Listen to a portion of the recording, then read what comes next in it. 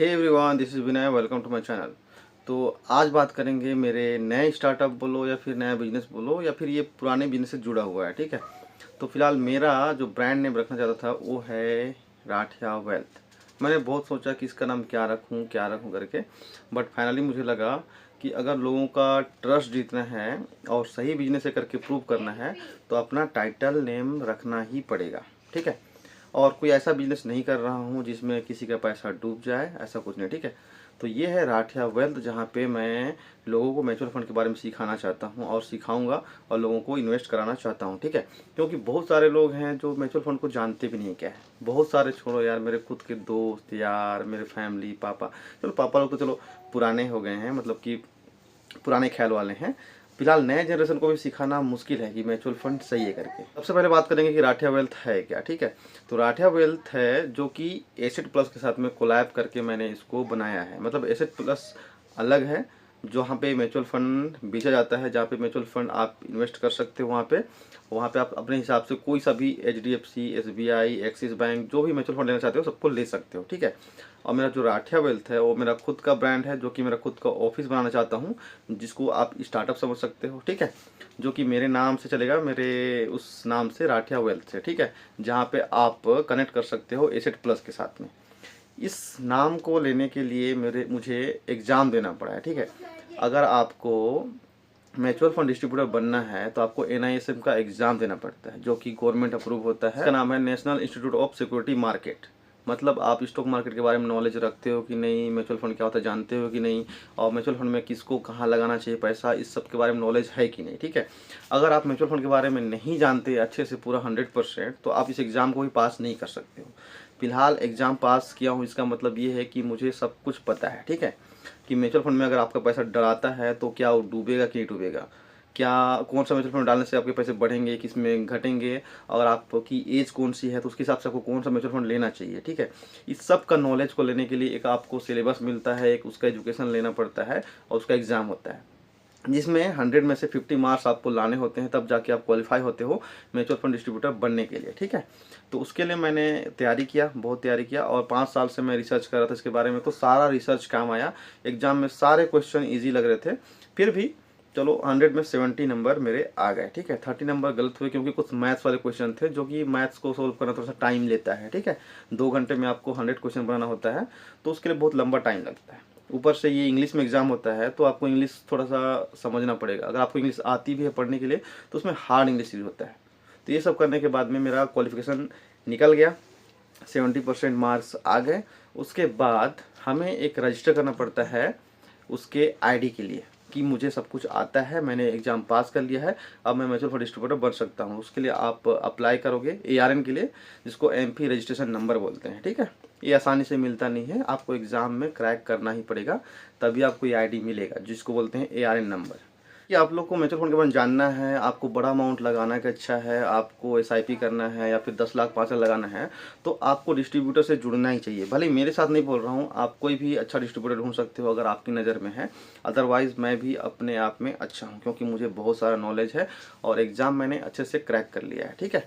तो कौन सा म्यूचुअल फंड लेना चाहिए आपको, कौन सा सही है, क्या है, और पैसा कैसे आप सेफ रख सकते हो, और कैसे एक नॉमिनी को पैसा मिल सकता है, इस सब की जानकारी ना एक डिस्ट्रीब्यूटर को होता है, क्योंकि एग्ज़ाम क्रैक किया रहता है और सारा चीज़ डिटेल पढ़ा रहता है। ठीक है।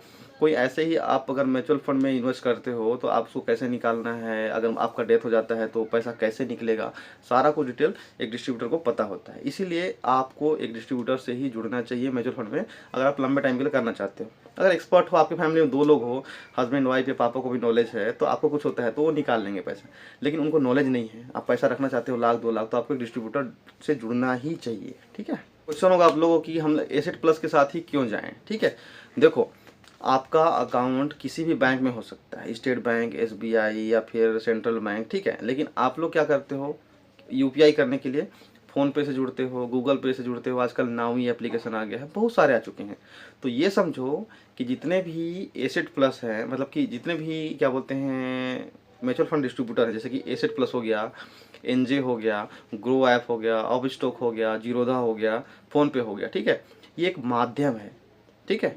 और जो आपका पैसा लगता है ना, वो म्यूचुअल फंड में लगता है। मतलब म्यूचुअल फंड जैसे कि SBI म्यूचुअल फंड हो गया, एक्सिस बैंक म्यूचुअल फंड हो गया, टाटा का हो गया, तो पैसा ना वहाँ लगता है, मतलब वहाँ आपका अकाउंट खुलता है, वहाँ आपके पैसे लगते हैं। मतलब आपका पैसा एसेट प्लस में नहीं रहेगा। आप एसेट प्लस में भी ज्वाइन करते हो, पैसे डालते हो, तो आपके डायरेक्ट एसबीआई वाले म्यूचुअल फंड में जाएगा, एक्सिस बैंक के में जाएगा, तो आपके पैसे वहाँ रहते हैं।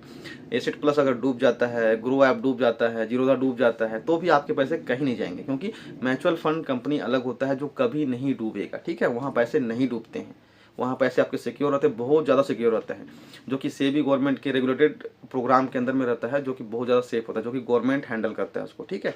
तो यहाँ पे कोई रिस्क नहीं रहता है कि आपके कैपिटल डूब सकता है। कैपिटल मतलब आपका लगाया हुआ पैसा। म्यूचुअल फंड में सिर्फ वही पैसा लॉस कर सकता है जो मार्केट में जल्दी निकल जाएगा।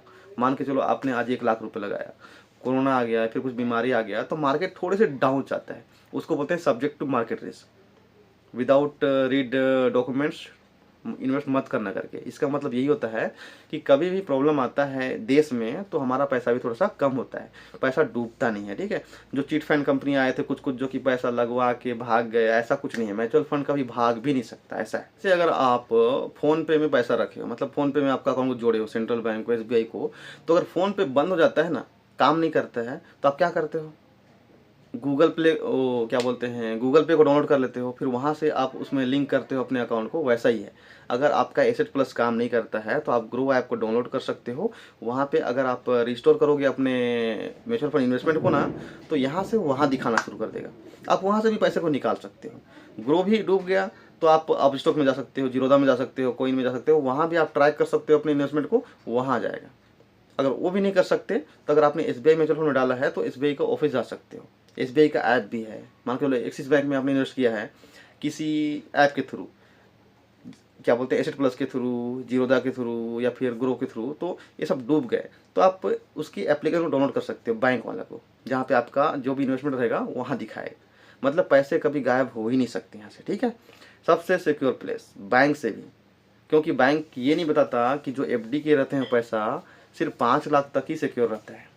मान के चलो आपने 15 लाख किसी बैंक में डाला है, यस बैंक ने, मान के चलो यस बैंक में आपने 15 लाख रुपए डाला था या 1 करोड़ डाला था, यस बैंक में एफडी किया था, ठीक है, 2 साल के लिए, 5 साल के लिए, 1 साल के लिए। अचानक से क्या हुआ, यस बैंक डूब गया था। बहुत लोगों को पता होगा कि नहीं, यस बैंक डूब गया था, अभी भी उभर नहीं पाया है। तो जैसे ही उस समय डूबा यस बैंक, तो जो भी आपने एफडी वगैरह किए थे ना, सारे पैसे गोल हो गए, खत्म हो गए। ये नहीं कि अभी बैंक जिंदा है, अभी चल रहा है, तो आपके पैसे वापस मिले होंगे, नहीं, ऐसा नहीं है। एफडी में रहता है 5 लाख तक का इंश्योरेंस रहता है, जो कि 5 लाख तक ही अगर बैंक डूबने पे आपको वापस मिल सकता है।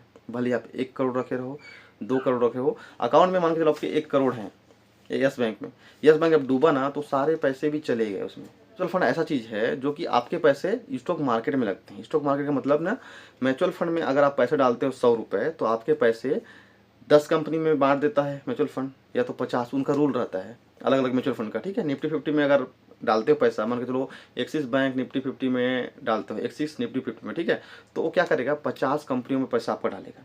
50 में से अगर 10 भी डूब जाते हैं ना, तो बाकी कंपनियों में आपके पैसे ग्रो हो गए रहेंगे, तो आपका कैपिटल के साथ में ब्याज भी आपको मिल ही जाएगा।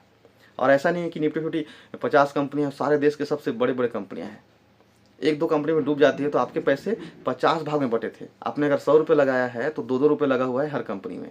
एक कंपनी डूबता है तो 2 ही रुपये जाएगा आपका। मान लो आपने 1 लाख लगाया है, वो ग्रो करके 10 लाख बन गया है। 10 लाख बनने के बाद एक कंपनी डूब गया, उसमें 2 लाख लगा हुआ था, मतलब बढ़ गया था 2 लाख, तो वो 2 लाख हट जाएगा, आपके 8 लाख रुपए कहीं नहीं जाएंगे, ठीक है। और ऐसा कंपनी डूबता नहीं है, वो तो न्यूज़ में आता है। और म्यूचुअल फंड वाले क्या करते हैं, आपके पैसे को, उनको पता रहता है कौन सा डूबने वाला है, कौन सा क्या करने वाला है, तो वहाँ से वो पैसे निकाल लेते हैं। कभी भी इन्वेस्टर का पैसा डूबने नहीं देते हैं। इसका रीज़न क्या है कि वहाँ पर जो मैनेजर रहता है उसको अच्छी खासी सैलरी मिलती है। उसको म्यूचुअल फंड में जितने पैसे रहते हैं उसके 1% को उनके ही बांटा जाता है, ठीक है, मतलब उनकी सैलरी बहुत हाई रहती है। तो यहाँ पे कोई फ्रॉड करने का ऑप्शन नहीं रहता है। मैनेजर के ऊपर ये भी दबाव रहता है, कुछ भी फ्रॉड हुआ, 1 रुपये भी इधर से उधर होता है तो उनको जेल हो सकता है, उम्र कैद, ठीक है। तो म्यूचुअल फंड में कभी भी लॉस नहीं होता है। लॉस होता है, डूबता नहीं है पैसा। लॉस का मतलब कोरोना आ गया तो मार्केट थोड़ा सा डाउन हो सकता है, पैसे निकाल लोगे तो आपका 1,80,000 भी हो सकता है, नहीं निकालोगे तो दोबारा 80 से 1 लाख हो जाएगा। और उसको आप डेली देख भी सकते हो, इतना अच्छा है। ऐसा नहीं कि LIC या कुछ ऐसा नहीं है कि 5 साल बाद ही निकलेगा, निकाल सकते, इसमें तुरंत है। अभी ग्रो किया है, जरूरत पड़ रहा है, आप निकाल लो। डर लग रहा है निकाल लो। म्यूचुअल फंड तो एक ऐसा जगह है जहाँ पे एक अकाउंट जैसा रख सकते हो पैसा को। मतलब आपके पास में 10 लाख 20 लाख है, जो बड़े बड़े लोग रहते हैं उनको करोड़ों रुपए लगाते हैं, वहाँ पे रखा होता है पैसा। उस पैसे में से आप उनको जरूरत पड़ता है 1 लाख की 2 लाख की, वो लोग निकाल लेते हैं आराम से। हमारा जो मिडिल क्लास है जो अभी तक इस चीज़ को नहीं सीख पाया है, मैंने तो सीखने में बहुत टाइम लगेगा, इसलिए मैं सिखाने का मैं सोचा, क्योंकि इसमें मैं खुद इन्वेस्ट करता हूँ, इतने साल से उसको नॉलेज ले रहा था। तो मैंने ट्राई किया कि क्या हाँ यहाँ से भी पैसे आ सकते हैं, लोगों को सिखा दें, क्योंकि किसी से मांगोगे पैसा तो लोग तो देने के रेडी नहीं है। ठीक है, तो हम लोग अगर डिस्ट्रीब्यूटर बनते हैं तो हमें एएमसी से मतलब म्यूचुअल फंड से कमीशन आते हैं।